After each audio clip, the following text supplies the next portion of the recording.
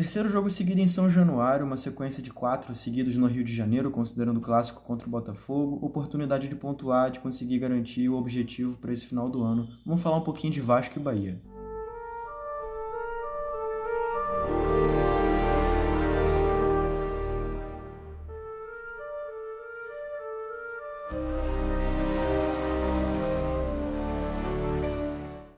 Fala galera, beleza? Aqui é o Eduardo, sou o dono da Analisa Vasco, estou aqui para falar um pouco de Vasco e Bahia, confronto que vai ser válido pela 31ª rodada do Campeonato Brasileiro e que vai ser disputado em São Januário. Antes de eu começar a falar, eu queria convidar você que está vendo esse vídeo aqui a nos seguir nas nossas redes sociais, todas sob o @AnalisaCRVG, afinal, essa partida de hoje vai estar tendo a cobertura nossa em tempo real de todos os lances por lá, tanto no Twitter quanto no Instagram, no Threads, no Facebook, no Blue Sky, enfim, segue a gente por lá, @AnalisaCRVG. E bom, essa partida, como eu falei, é a terceira de uma sequência de jogos em São Januário. A primeira delas foi o empate em 1-1 contra o Atlético Mineiro, que custou a eliminação da Copa do Brasil, e a segunda foi a vitória contra o Cuiabá por 1-0. Vitória essa que deu fim a uma sequência de mais de um mês e 23 dias, sem o time conseguir vencer partidas. A última vitória havia sido contra o Vitória, sim, irônico, né? No dia 1º de setembro, fora de casa, lá no Barradão.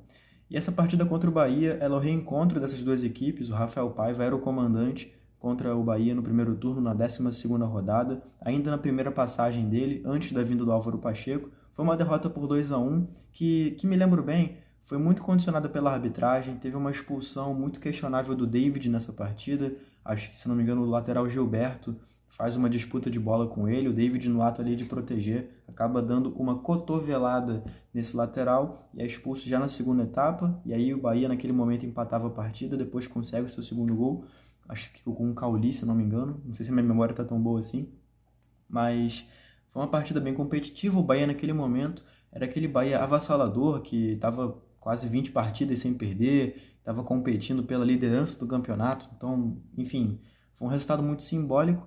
E é um Bahia bem diferente desse que a gente encontra hoje. É um Bahia eliminado de todas as Copas, é um Bahia que tem tido dificuldades de ter uma sequência de vitórias, que pontua ali e aqui, mas quando pega uma equipe do pelotão de cima, por exemplo, já não vai muito bem, como foi o caso contra o Flamengo, por exemplo, que perderam por 2-0 na própria casa deles. Foi uma das últimas partidas que disputaram.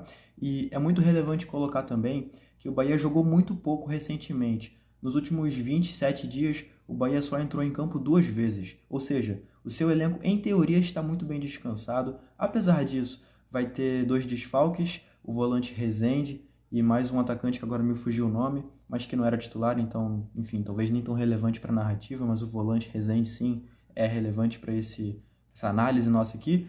Então, tem esses desfalques por problemas musculares, mas, no geral, tem um time bem descansado e tem peças muito interessantes, como o meia Cauli, como o atacante Everaldo e até a própria zaga do Bahia, apesar dos nomes pelo histórico deles aqui no Brasil, né? No caso, o Canu e o Cuesta, que estiveram naquele Botafogo rebaixado em 2020, por exemplo, né?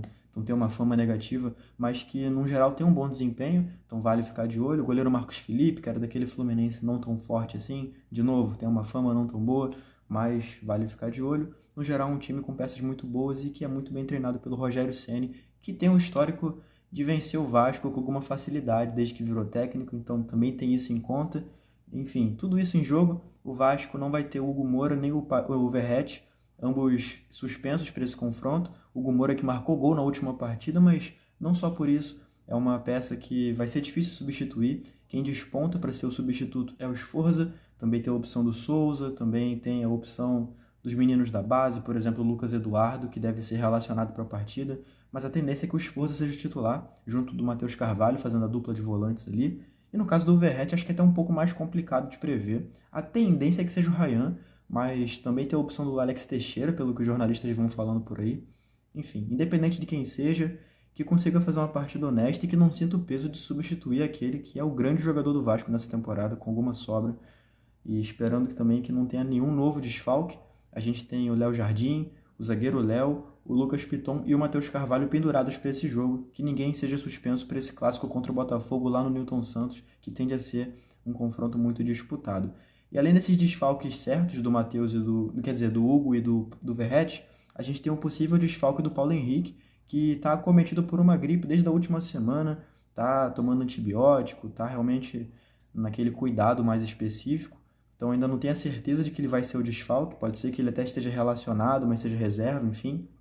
A gente vai saber mais próximo ao jogo, mas é de se ficar de olho. No caso dele ser desfalque, há quase certeza de que seja o Puma na lateral direita, o que faria com que a ponta direita ficasse vaga, e aí gera mais uma dúvida, pode ser o Maxime Domingues, pode ser o Jean David, pode ser muita gente. Então, no final das contas, a certeza é por mudanças em relação àquele time que enfrentou e venceu o Cuiabá. A bola rola às 9 da noite, transmissão por conta do Premier e do Sport TV e, claro, a cobertura em tempo real da Analisa Vasco nas suas redes sociais. Então, mais uma vez eu faço o convite, siga a gente nas nossas redes sociais, @AnalisaCRVG. A gente está no Instagram, no Twitter, no Facebook, no Threads, no Blue Sky, no TikTok e também aqui no YouTube. Então segue a gente por aí, que a gente faz essa cobertura em tempo real dos jogos e, claro, do dia a dia do clube também, quando não tem jogo acontecendo.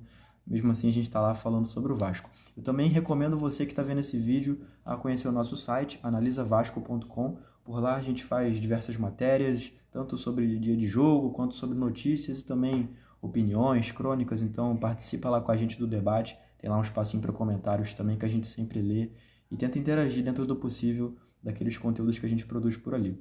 Bom, galera, eu fico por aqui. Tamo junto, até a próxima e tchau.